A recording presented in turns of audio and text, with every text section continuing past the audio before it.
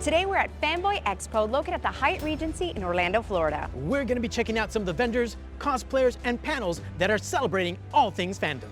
And we're excited to bring you along on this episode of Destination Orange County.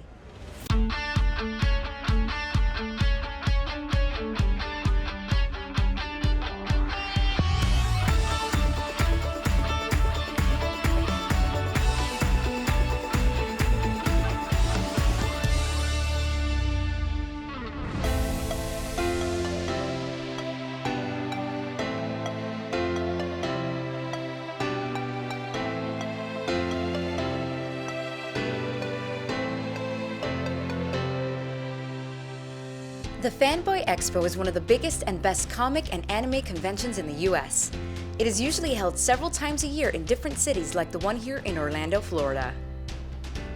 The multi-city pop culture convention caters to a diverse range of fans, geeks, and nerds. It covers entertainment genres like comic books, science fiction, cosplay, art, film, television, and wrestling. It also regularly hosts Q&A panels, autograph sessions, photo ops, and other fun activities visitors can enjoy. You can also buy exciting merchandise and food from hundreds of vendors on the showroom floor.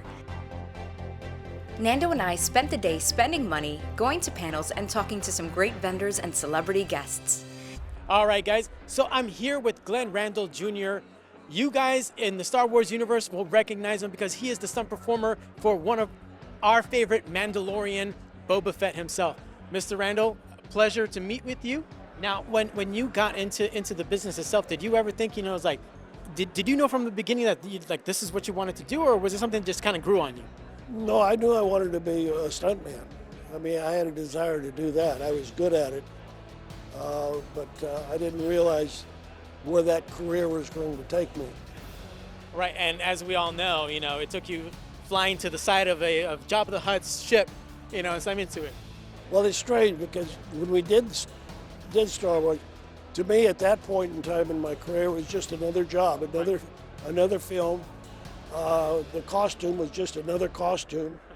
I mean, in the film industry, one day you're a Roman soldier, the next day you're an Indian, the next thing you're putting on a gorilla costume for Planet of the Apes. So Boba Fett costume was just another costume to me. So I had no idea the effect that it had on the viewing public. Say, for example, for anybody who is looking to perhaps get into the stunt industry, what would you say for them to be like, what would be your first steps? I would say that it's easier to become a doctor. Please select another profession, because it's a profession that many are called and few are chosen. It's a matter of a lot of talent, a lot of luck, and being in the right place at the right time. So how has been your convention experience so far? Interesting. I had no idea this, how can I say, this group of people live. It's amazing to me that we have those kind of fans out there. I'm grateful, don't misunderstand me, but no, it's been quite an experience. I can imagine. It is something, especially, you've been retired for over 20 years now and stuff like that. It's like conventions like these and the fandoms have grown significantly over the years that it's gotten to the point where it's almost like an event on its own. I'm talking to fathers that are bringing their children out here, and I asked their father how old they were. They were 2-3 years old when we made these films, and I'm 82 years old now, and it's amazing the longevity that some of these films have. And that is the best part about being an entertainer and being in the film industry, is that you never know how long these films are going to last and how they're going to affect future generations down the road. I found a pretty tall cosplayer here. This is Darth May. Hey, thank you for stopping to talk to me. Of course. So tell us about this cosplay. So initially the cosplay just started off as me buying a lightsaber. And this saber was just normal size. Eventually it got longer. And then I wanted a nice, good costume to go with it. So I got the mask from the same company I bought the saber from. I cut the jaw off so I could, And then I added stilts last year so I could walk around, be super tall. It seems to be really popular. And the thing I added this year was my cane. Now, how are you enjoying Fanboy? Is this your first time? This is my first Fanboy Expo, but I've been to other conventions.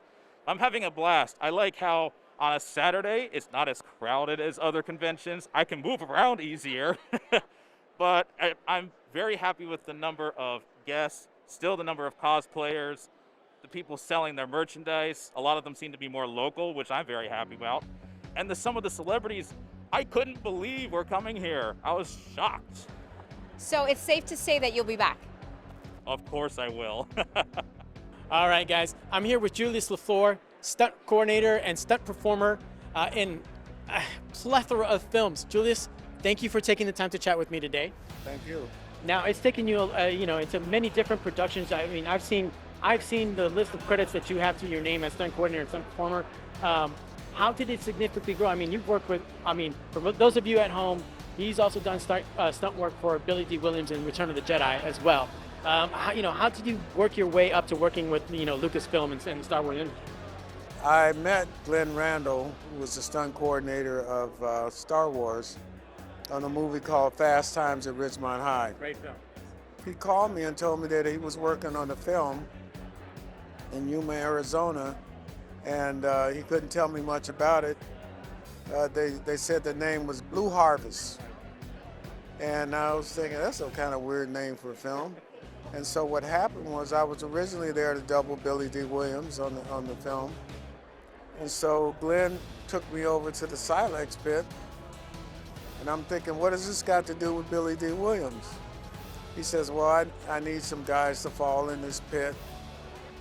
So I'm looking at the pit, and I told Glenn, I said, I bet you I could jump from the side and go all the way through the center of this hole and not touch anything. He said, you can do that? I said, all day long. So I did these falls, and the next thing I know, Glenn wanted me to go to Crescent City to be a biker scout. Like a biker scout? Okay, I don't even know what that is, but I'll go and do it. And I was stormtroopers, and of course I did the one crash into the log and went over and did that. And then at the end of the day, I thought it was over. And then Kenner Toys called me and said, hey, we're using a bunch of these action figures in the commercial. Which one were you? So they sent me a bunch of clips. Right. I'm like, this one's with me, this one's me, and this one's me. And then all of a sudden, they're sending me checks. I'm like, man, this is great. Where I come from in the beginning of my career, only stars that sign autographs. And I'm signing autographs and people paying me for signatures. I'm like, I keep waiting for the police to come and arrest me for stealing. But it's been really good coming here to Orlando. It's been nice. And it's like kind of my way of giving back, Right. but I'm getting paid. Right. But that's the best way to do it, right? yeah, just like these interviews, I don't mind. I mean, the fans make you who you are, and they supported the Star Wars franchise, and it's just showing an appreciation. I like being here, and it's been good.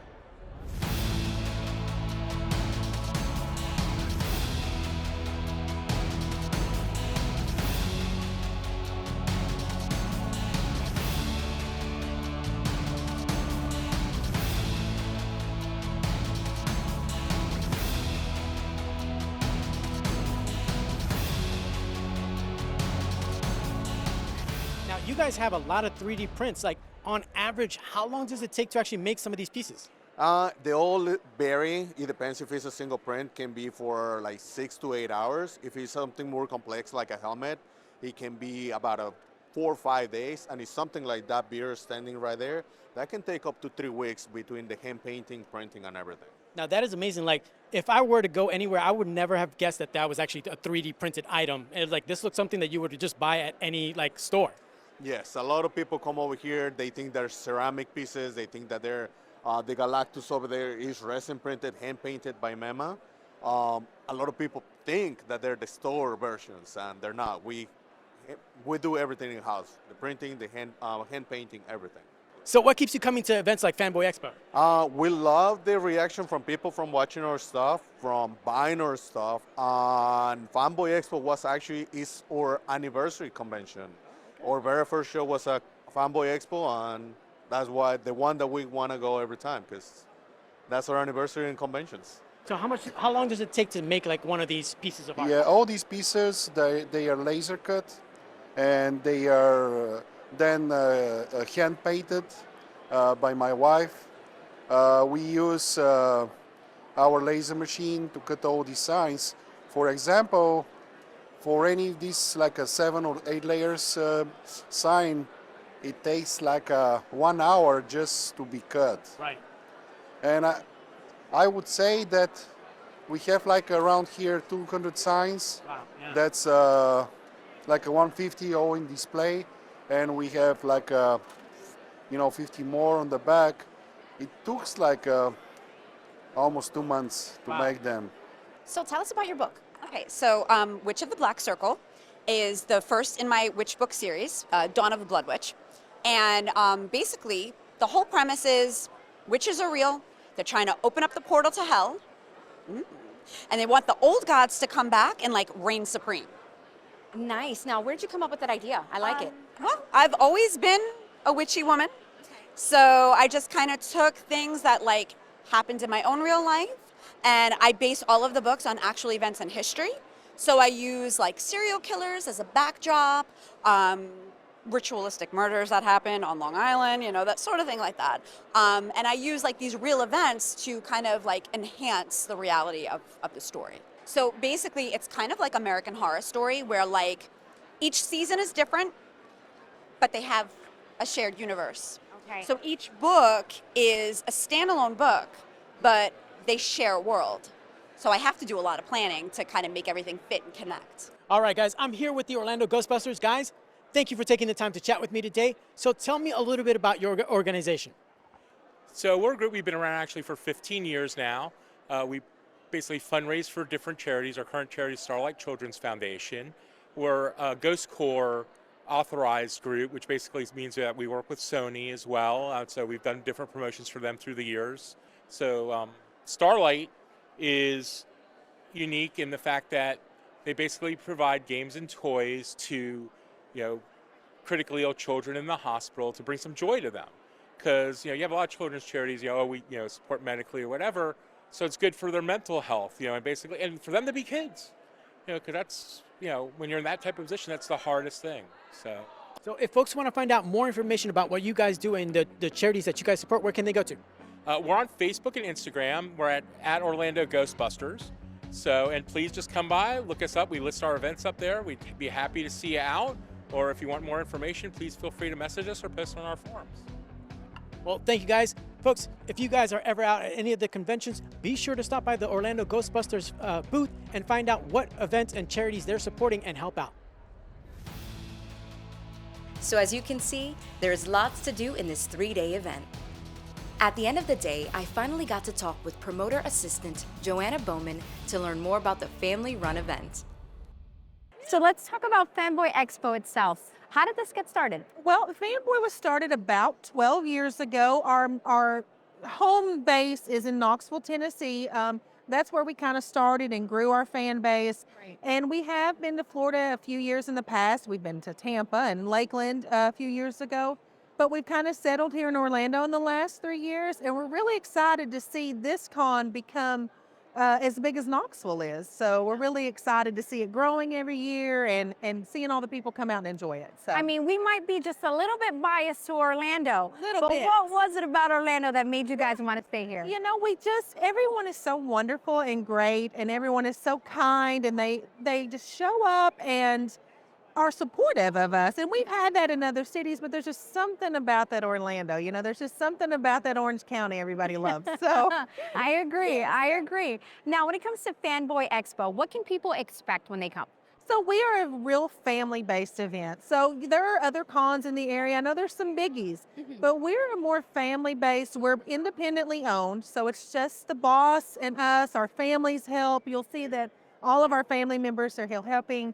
And, you're just going to get this wholesome feel, I think, here. And not to say you can't get those with bigger cons, but we feel like we put a personal touch on the con world. Well, where can we find more information about Fanboy if they haven't been to this one and they want to maybe know about the next one? Okay, so Fanboy Expo, you can find all the information you need on fanboyexpo.com. And we have several events. Our next event is the Anime Convention in Knoxville, Tennessee. Our Classic Summer Show will be in July 12th through the 14th in Knoxville, Tennessee.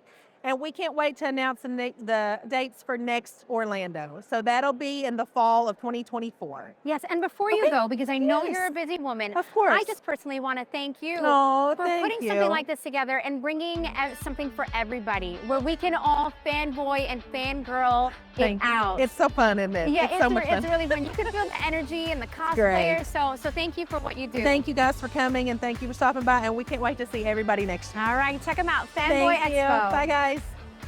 A huge thank you to the staff here at Fanboy Expo. We've had such a great time. Absolutely. I don't know about you, but I've seen so many collectibles. I know for a fact that my bank account is a lot lighter than when I first got here. And that's what happens when you come to conventions.